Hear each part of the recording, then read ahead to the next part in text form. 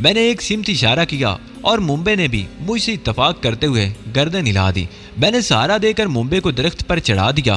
اس درخت کی موٹی شاخیں بہت زیادہ وسعت میں پھیلی ہوئی تھی اور یہ درخت کافی گھنا تھا۔ پہنچنے کے بعد مجھے یقین ہو گیا کہ اگر دن کی روشنی میں بھی خصوصی طور پر اس درخت کی جانب توجہ مبذول نہ ہوئی تو ہم ان کی نگاہوں سے محفوظ رہ سکتے ہیں۔ منبے درخت کی ایک موٹی شاخ پر لمبا لیٹ گیا۔ میں نے بھی اپنے آپ کو سنبھالا، دونوں رائفلیں ایک ایسی جگہ رکھ دی جہاں سے ان کے گرنے کا خدشہ نہیں تھا، اور پھر میں منبے کو ٹٹولنے لگا۔ منبے آہستہ سے بولا، نہیں اب ایسی بھی کوئی خاص بات نہیں ہے، البتہ خون بہہ رہا ہے، بس اس سے ذرا الجھن محسوس کر رہا ہوں۔ لباس اتارو منبے، میں تمہارے زخموں کو دیکھتا ہوں۔ سوری، ویری سوری، میں تمہارے لیے بھی مصیبت کا باعث بن گیا، منبے نے کہا۔ میں نے اس کے اوپری لباس کو اتروا کر اس کا جسم دیکھا اور پھر اپنی دونوں آستینیں بازو کے پاس سے پھاڑ دیں اور پٹی کے طور پر منبے کے ان زخموں پر کس دیا جن سے خون کی زیادہ مقدار نکلی تھی۔ خون رک گیا تھا۔ منبے نے شکر گزار نگاہوں سے مجھے دیکھا اور بولا، اب بالکل ٹھیک ہوں، میرے لیے فکر مند نہ ہو۔ درخت کی شاخ پر رات کس طرح گزر گئی اس کا اندازہ نہ ہو سکا، حالانکہ نیچے بھی گر سکتا تھا میں۔ صبح کی روشنی جب پتوں سے چھن کر آنکھوں کو لگی تو آنکھ کھل گئی۔ منبے کی گہری گہری سانسیں بتا رہی تھی کہ وہ گہری نیند سو رہا ہے۔ میں نے ادھر ادھر دیکھا اور پھر منبے کے بازو پر ہاتھ رکھ کر اسے جگایا تو مجھے محسوس ہوا کہ وہ سخت بخار میں تڑپ رہا ہے۔ میں پریشان سا ہو گیا۔ منبے نے آنکھیں کھول دی تھی، پھر وہ اٹھ کر شاخ پر بیٹھ گیا۔ کیسی طبیعت ہے منبے؟ تمہیں تو بخار ہے؟ ہاں، وہ ایک گہری سانس لینے کے بعد بولا۔ حالات مجھ پر زیادہ ہی اثر انداز ہو گئے ہیں، تاہم فکر نہیں، اب تو جو ہوگا دیکھا جائے گا۔ کیا تم نے ارد گرد کوئی آہٹ سنی؟ میں تو رات میں نیم بیہوشی کی کیفیت کا شکار رہا ہوں۔ نہیں، کوئی خاص بات نہیں منبے، یہ بتاؤ کہ اب ہمیں کون سی سمت اختیار کرنا ہوگی؟ کیا تم اس علاقے سے واقفیت رکھتے ہو؟ پوری طرح تو نہیں، لیکن اگر میرا اندازہ غلط نہیں ہے تو ان جنگلوں کو عبور کرنے کے بعد ہم دریائے سانو پہنچ جائیں گے۔ دریائے سانو گوٹے ہل کی جانب بہتا ہے۔ اگر ہم اس کے کنارے کنارے سفر کرتے رہے یا پھر کسی طرح کوئی کشتی وغیرہ حاصل کرنے میں یا بنا لینے میں کامیاب ہو گئے تو ہم گوٹے ہل کے مغربی گوشے کی طرف نکل سکتے ہیں۔ اس کے بعد ہمیں شہر تک پہنچنے میں کوئی دشواری نہیں ہوگی۔ تو گویا ہمیں سامنے ہی کی سمت چلنا ہے۔ ہاں بالکل، یہی مناسب رہے گا۔ چلو ٹھیک ہے، میرا خیال ہے وہ لوگ مایوس ہو کر واپس جا چکے ہیں۔ اگر انہوں نے زیادہ تیاریوں کے ساتھ دوبارہ ہماری طرف کا رخ کیا تو پھر ہمیں مشکلات کا سامنا کرنا پڑے گا۔ ہم دونوں درخت سے نیچے اتر آئے اور سمت کا تعین کر کے آگے بڑھ گئے۔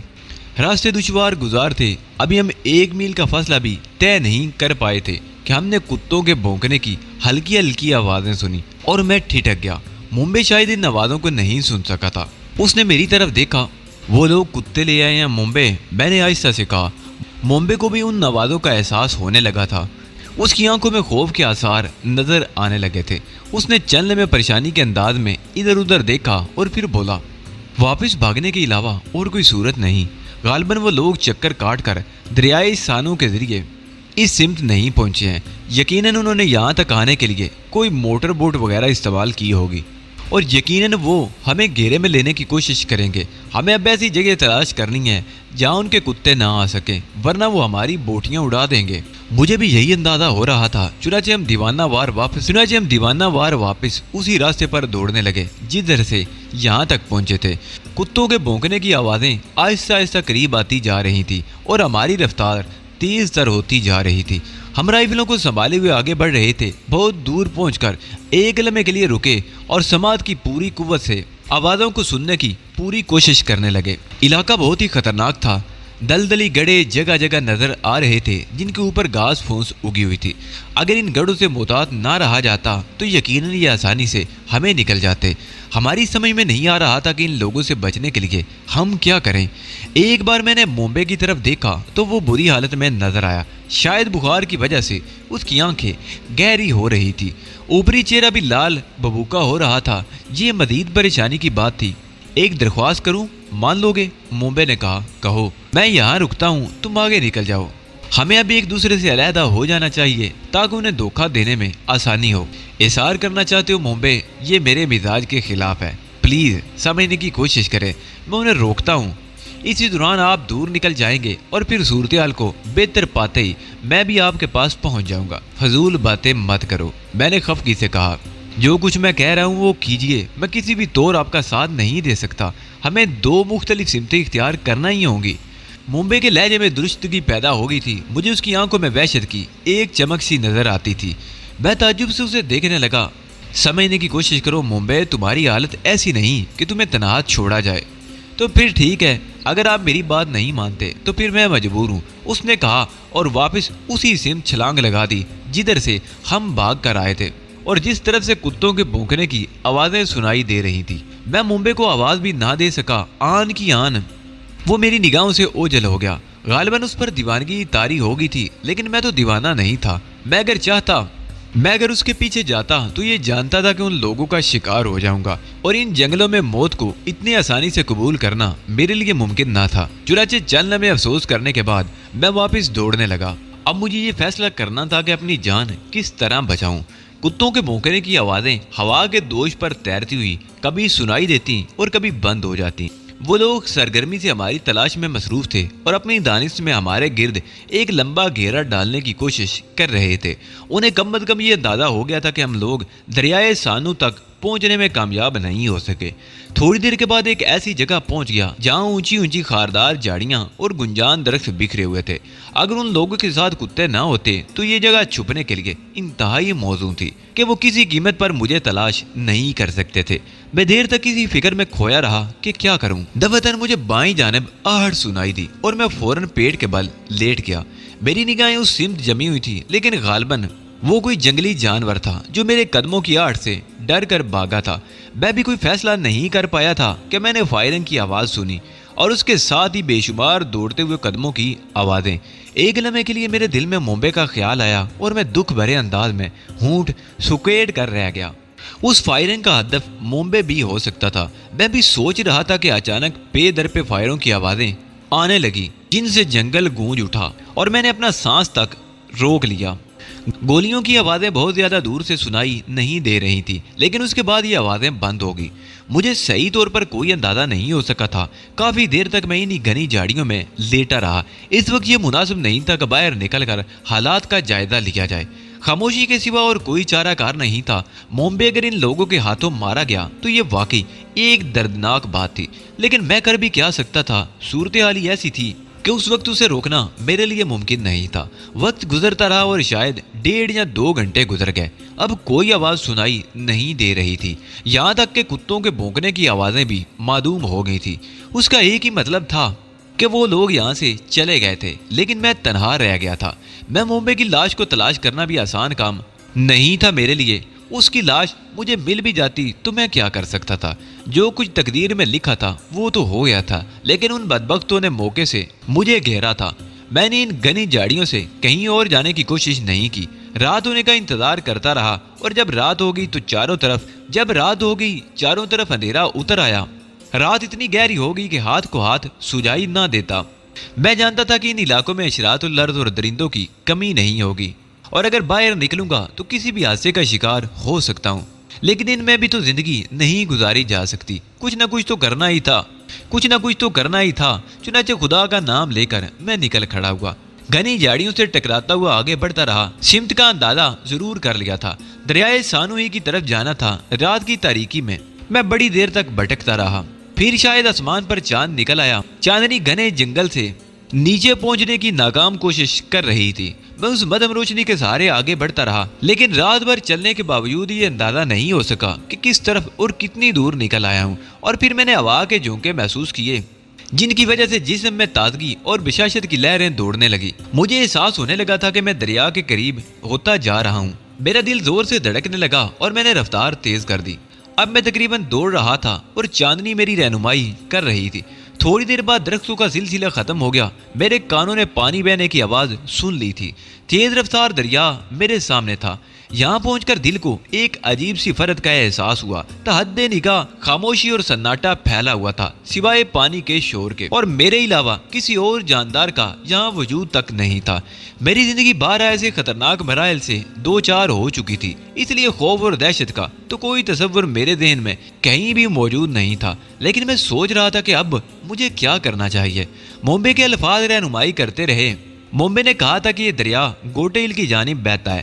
میں اس میں تیرتا ہوا کہاں تک پہنچ سکتا تھا؟ اس کے علاوہ اور کوئی صورت بھی نہیں تھی کہ اپنے آپ کو دریا کے حوالے کر دوں۔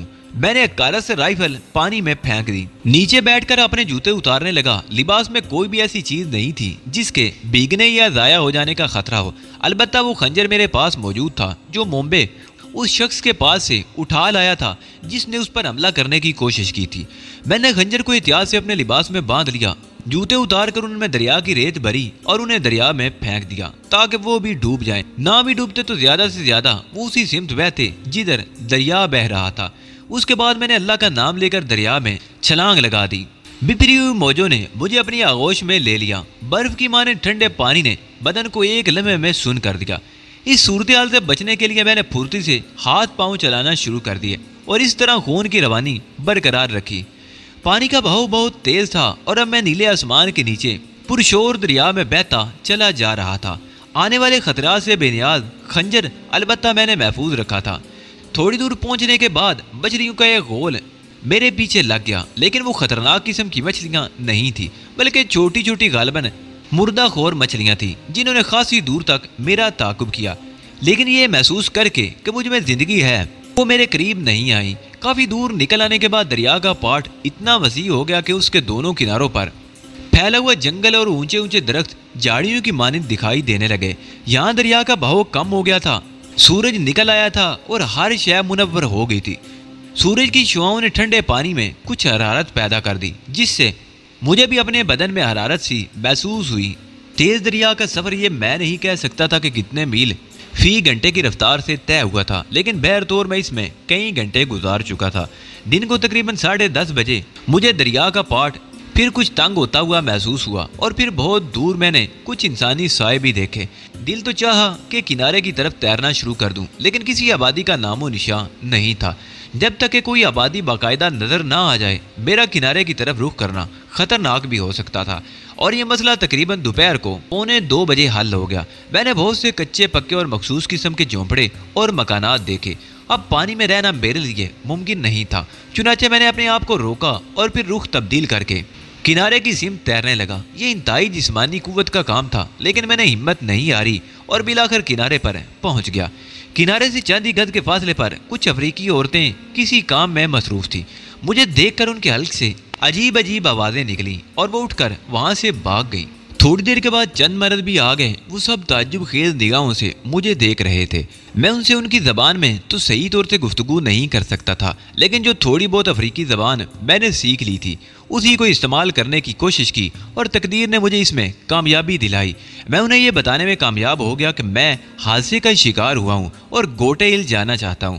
ان لوگوں نے گرم جوشی کا مظاہرہ کیا اور مجھے اپنے ساتھ لے گئے اور ایک جھونپڑے میں مجھے بٹھا کر میرے لیے خوراک کا بندوبست کیا گیا۔ خوب پیٹ بھر کر کھانا کھانے کے بعد میری پلکیں نیند سے بوجھل ہونے لگیں۔ غذا کا نشہ اپنا کام دکھا رہا تھا۔ میں وہیں جھونپڑے کے فرش پر لیٹ کر نیم بیہوشی کی کیفیت کا شکار ہو گیا اور پھر نہ معلوم کب گہری نیند میرے اعصاب پر طاری ہو گئی۔ جاگا تو رات ہو چکی تھی۔ میں اٹھا اور جھونپڑے سے باہر نکل آیا۔ باہر کچھ افریقی بیٹھے ہوئے آپس میں گفتگو کر رہے تھے۔ مجھے دیکھ کر درمیانی عمر کا ایک شخص اٹھا اور میرے قریب آ پہنچا۔ گوٹے ہل گوٹے ہل، اس نے زور زور سے گردن ہلاتے ہوئے مجھ سے سوال کیا۔ ہاں گوٹے ہل، میں نے اس بات میں جواب دیا اور وہ تسلی دینے والے انداز میں میرے شانے پر ہاتھ رکھ کر مجھے بتانے لگا کہ صبح کو وہ مجھے گوٹے ہل پہنچانے کا بندوبست کر دے گا۔ میں رات کو جھونپڑے ہی میں آرام کروں۔ رات میں مجھے پھر کھانے کے لیے کچھ دیا گیا اور میں نے شکریہ کے ساتھ اسے قبول کر لیا۔ یہ رات جھونپڑے ہی میں مہربان افریقیوں کے ساتھ گزاری اور دوسری صبح مجھے ایک گھوڑا مہیا کر دیا گیا۔ دوسرے گھوڑے پر میرا رہبر سوار تھا جو مجھے گوٹے ہل تک لے جانے کے لیے تیار ہوا۔ میں نے خلوص سے دل سے ان لوگوں کا شکریہ ادا کیا اور اس کے بعد اپنے رہبر کی رہنمائی میں گھوڑے پر سوار ہو کر چل پڑا۔ لباس کا مسئلہ یہاں سے حل نہیں ہو سکتا تھا، حالانکہ لباس کی جو حالت تھی اسے بیان نہیں کیا جا سکتا تھا۔ دریا کے پانی سے بھیگ کر وہ اور بھی عجیب و غریب شکل اختیار کر گیا تھا۔ میرا اپنا حلیہ کیا تھا اس کا مجھے کوئی اندازہ نہیں تھا، نہ ہی میں نے اس حلیے کو درست کرنے کی کوشش کی تھی۔ میرے ذہن پر اب یہی دھن سوار تھی کہ گوٹے ہل پہنچ جاؤں۔ میرا رائبر بیچارہ اشاروں کی زبان بھی نہیں سمجھتا تھا۔ چنانچہ اس سے یہ معلومات حاصل کرنے کی کوشش بالکل ہی ناکام رہی کہ گوٹے ہل کا فاصلہ کتنا ہے۔ सफर के दौरान हमारे खाने पीने के लिए कुछ एशिया भी साथ कर दी गई थी जिनसे इस्तेफादा किया गया और हम घोड़ों पर सफर करते रहे। ये सफर खासा तवील था और इसके दौरान हमें एक रात क्याम करना पड़ा था। फिर दूसरे दिन सफर का आगाज किया गया तो ज्यादा वक्त ना लगा। दोपहर के 11 बजे थे जब हमें गोटे हिल की नवाई आबादी नजर आ गई। आबादी में दाखिल होने के बाद मैंने अपने राइबर से कहा कि अगर वो वापस जाना चाहता है तो चला जाए, यहाँ से मैं अपनी राह इख्तियार कर लूँगा। और मेरा राइबर घोड़े से उतर गया। मैंने इंतहाई शुक्रिया के साथ अपने सफर में इस्तेमाल होने वाला घोड़ा उसे वापस किया और वह दूसरे घोड़े की लगाम पकड़कर वापस चला गया। मैं अपने इसी मुद्दी का हुलिये में आबादी में दाखिल हुआ और थोड़ी देर के बाद एक टैक्सी मुझे लेकर गोटे हिल के शाही महल में दाखिल होगी।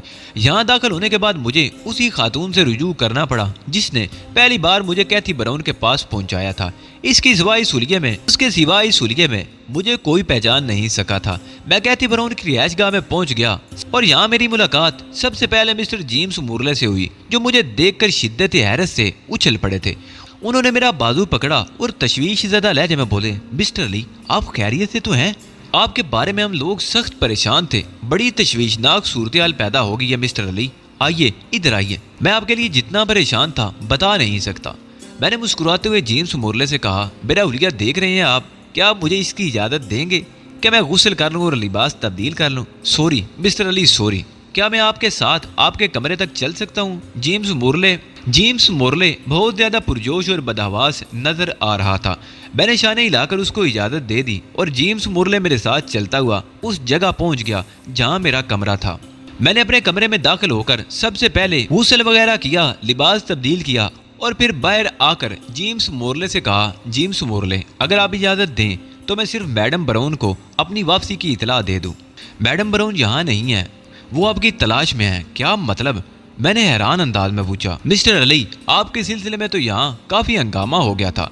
मुंबई जख्मी हालत में यहाँ पहुँचा था। ये वही ड्राइवर था जो आपके साथ गया था। यहाँ आने के बाद उसने आपके बारे में इतला दी और मैडम ब्राउन सख्त परेशान हो गई। उन्होंने फौरी तौर पर फोर्स को आपकी तलाश के लिए भेजा और इसी पर इक्तफा नहीं किया बल्कि खुद भी एक हेलीकॉप्टर में बैठकर गालिबन उसी जानिब चल पड़ी और वहीं पर आपको तलाश किया जा रहा है। ओह, मुंबई खैरियत से यहाँ पहुँच गया? मैंने हैरत से कहा, हाँ, मुझे कुछ ज़्यादा तो मालूम नहीं, लेकिन मैंने जनरल टेरेस को इस सिलसिले में कोई इतला मिलती सुनी है। मैं ज़्यादा नहीं जानता, लेकिन मुझे ये यकीन है कि मैडम ब्राउन जनरल को ये इतला दे चुकी होंगी। मिस्टर मोरले, मैं नहायत सख्त हालात का शिकार रहा हूँ और बमुश्किल तमाम अपनी जान बचाकर यहाँ तक पहुँच सका हूँ। अब मुझे सिर्फ आपकी कंपनी की तरफ से अपनी जिम्मेदारियाँ ख़त्म होने का इंतज़ार है। आपसे दरख्वास्त है कि अब मेरी गुलू खलासी करा दी जाए, क्योंकि इससे ज़्यादा मैं आपके लिए मज़ीद कुछ नहीं कर सकूँगा, क्योंकि हो सकता है कि मैं बददिल होकर खामोशी से यहाँ से निकल जाऊँ और आपका मामला यहीं का यहीं रह जाए। जेम्स मोरले ने आगे बढ़कर मेरे बाजू पर हाथ रखकर कहा, नहीं मिस्टर अली, बात अगर कान कनी का ठेका हासिल करने तक ही महदूद होती तो कोई मसला ना था, लेकिन मौजूदा हालात से अंदाज़ा होता है कि अभी हमारी मुश्किलात में कमी नहीं हुई और हमें आपके ताउन की मज़ीद ज़रूरत पेश आएगी।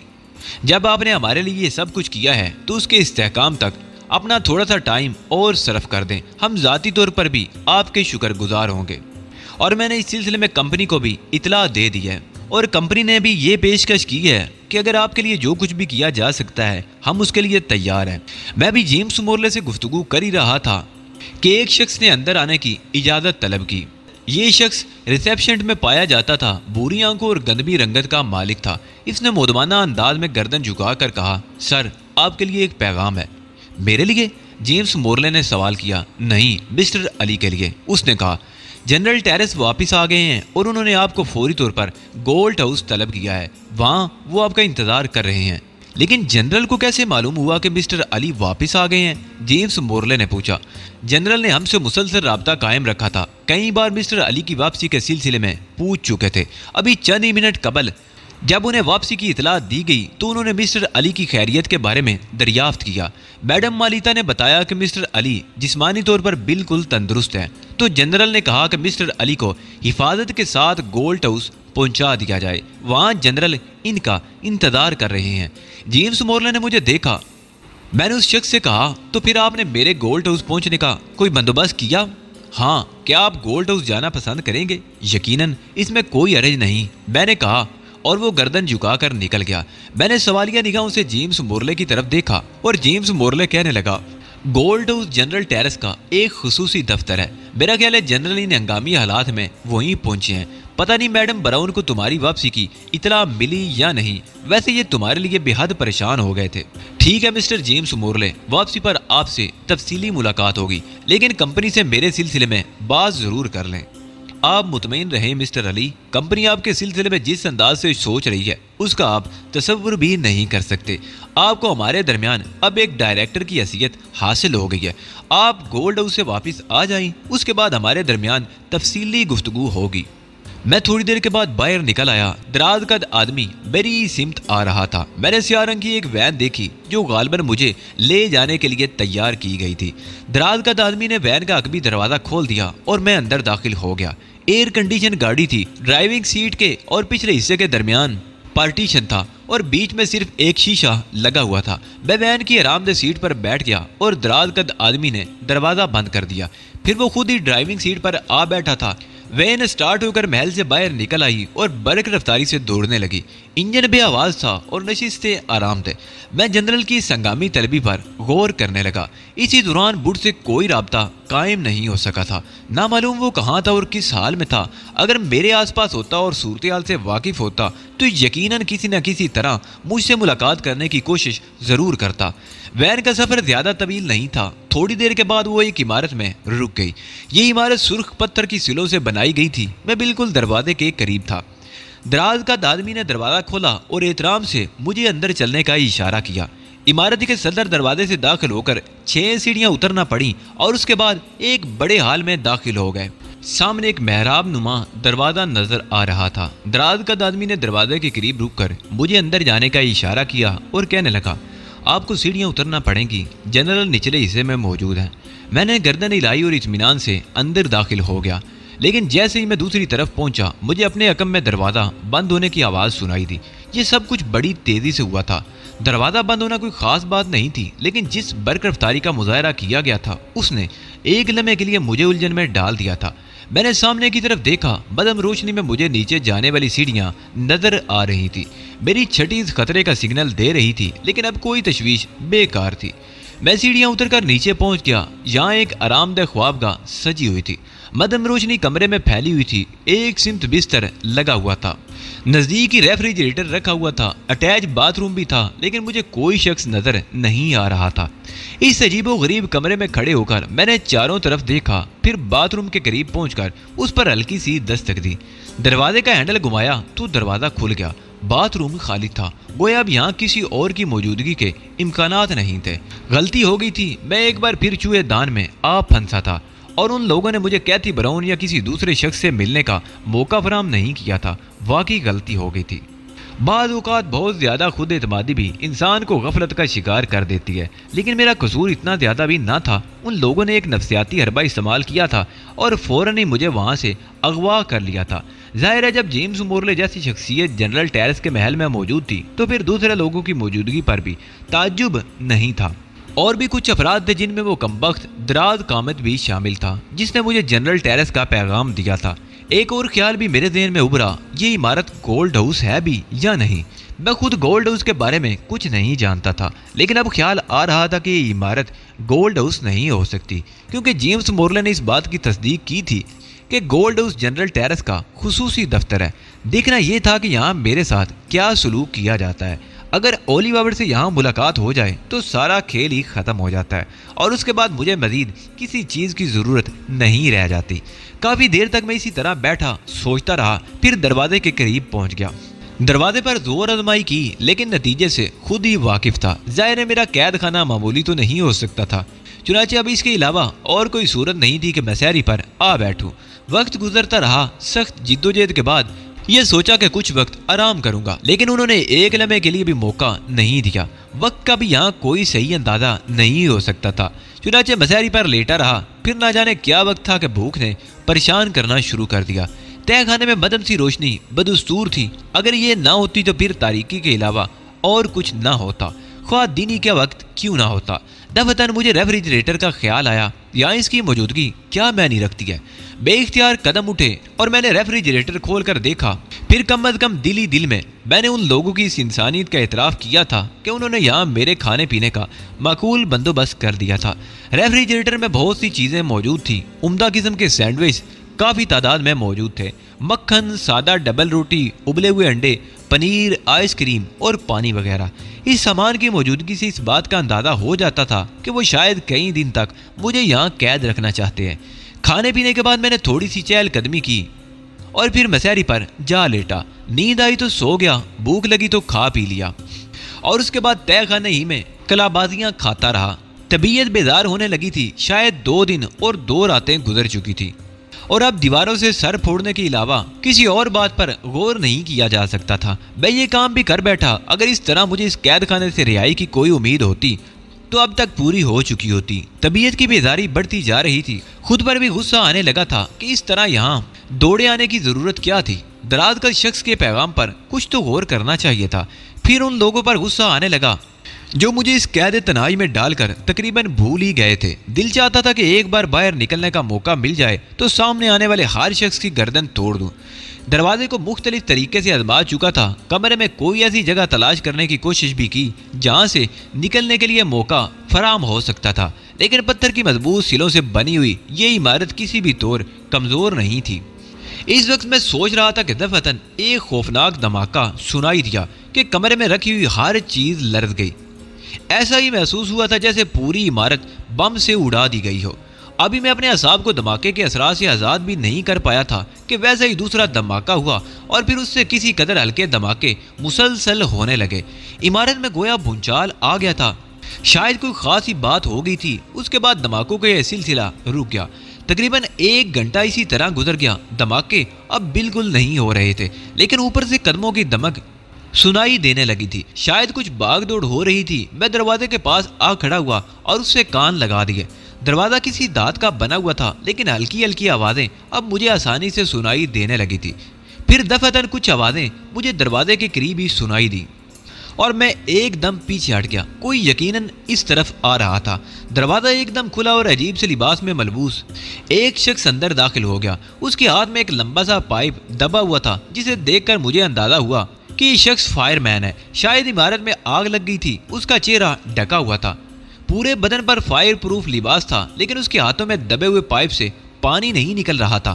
مجھے دیکھتے ہی اس نے پائپ چھوڑ دیا اور اپنے لباس سے ہلکی اسٹین گن نکال کر اس کا رخ میری طرف کر دیا۔ ایک لمحے کے 1000ویں حصے میں نے صورتحال کا اندازہ لگا لیا تھا، چنانچہ میں نے برق رفتاری سے اس کی مخالف سمت چھلانگ لگا دی اور پھر اس سے پہلے کہ وہ کوئی کارروائی کرتا دوسری جست میں اڑتا ہوا اس کی طرف گیا اور میری فلائنگ کک نے اسے اپنی جگہ سے اکھاڑ دیا۔ اسٹین گن اس کے ہاتھ سے چھوٹ گئی اور وہ سامنے والی دیوار سے جا ٹکرایا۔ اس کے بعد میں نے اسے سنبھلنے کی مہلت نہیں دی تھی۔ چند ہی لمحات کے بعد اس کا بدن ساکت ہو گیا۔ میں نے وقت ضائع نہیں کیا اور فوراً ہی اس کے فائر پروف لباس کی زپ کھول کر اس کا لباس اتار لیا۔ پھر اس لباس کو اپنے بدن پر پہننے میں مجھے 1 منٹ سے بھی کم وقفہ لگا۔ اس کا فائر ماسک اتار کر میں نے اپنا چہرہ اس میں چھپا لیا۔ اسٹین گن اسی انداز میں لباس میں چھپائی جس طرح وہ خود چھپائے ہوئے تھا اور پھر اس کی لاش کو مسہری کے نیچے دھکیل کر میں تیزی سے دروازے کی طرف لپکا۔ وہ خالی پائپ اٹھایا جو فائر مین کے پاس ہوتا ہے اور کھلے ہوئے دروازے سے باہر نکل گیا۔ جو ہی میں باہر نکلا، سامنے سے آتے ہوئے 2 آدمیوں سے مڈ بھیڑ ہو گئی۔ کیا رہا؟ ایک آدمی نے سوال کیا۔ اس کا سوال بہت خطرناک تھا، لیکن اب میرا ذہن برق رفتاری سے کام کر رہا تھا۔ ٹھیک ہے، وہ موجود تھا۔ میں نے دبی دبی آواز میں کہا، کام ہو گیا؟ سوال کیا گیا، ہاں۔ اب وہ کہاں ہے؟ اس کی لاش مسہری کے نیچے پڑی ہوئی ہے۔ میں نے برائے ہوئے لہجے میں کہا، گڈ، نکل جاؤ۔ ان دونوں نے کہا اور خود بھی پلٹ کر باہر کی طرف دوڑ پڑے۔ میں پائپ ہاتھوں میں پکڑے باہر نکل آیا تھا، لیکن باہر کا منظر بے حد ہولناک تھا۔